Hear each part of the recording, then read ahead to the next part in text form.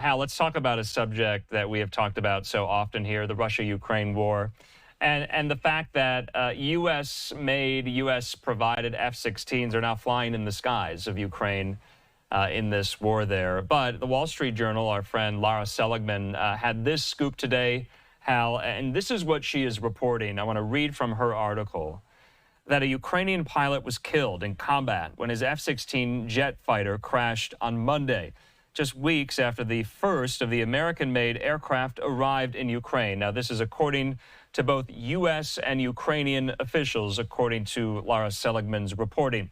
She goes on to say the pilot died while helping to repel a massive Russian missile attack Monday.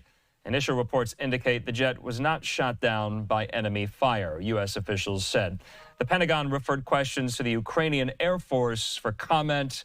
The Ukrainian Air Force acknowledged the crash and pilot's death in a statement today. Ukraine used the jets for the first time in combat to shoot down Russian missiles during the strikes this week, according to President Volodymyr Zelensky. Now, Hal, how does this bode for the program that was set up between the U.S. and Ukraine, both in training and in carrying out F-16s to be deployed in the battle space in the air here? Does it, I don't know, diminish those efforts? Do those efforts go back a step and not forward? Is there some trepidation moving forward now about whether or not any more F-16s are going to be in the skies over Ukraine or not? This is just one instance here. Andrew, there will be more F-16s. They're going to keep going in. They're going to flow in like they have been. It was interesting. They did say that there were 6 total that had come in. That's the first time I heard a number that was put to it. They were being a little circumspect on saying how many. They had said 6. I don't know how many are flowing in on a regular basis.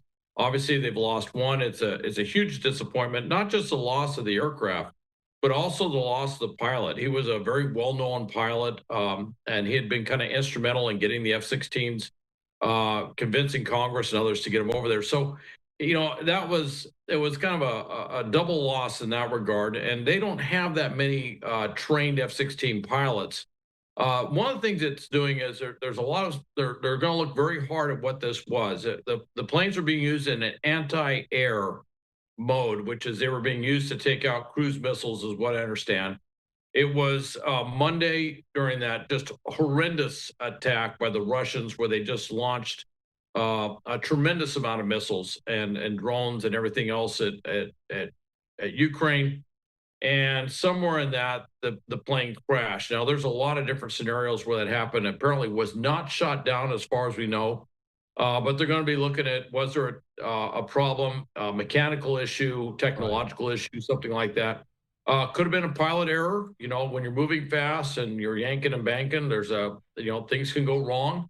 They're going to be looking at the training program. You know, there was talk that these guys were accelerated through a training program, and they're going to wonder, were there shortcuts that, got paid for, if you will. So they'll be asking that, but we don't know enough yet. But it's disappointing. I don't think it's going to slow things down as far as F-16s going to Ukraine, though. Yeah, because there is some, cognitive dissonance here in Lara Seligman's report. She's saying essentially that this pilot was killed in combat while helping repel the missile attack.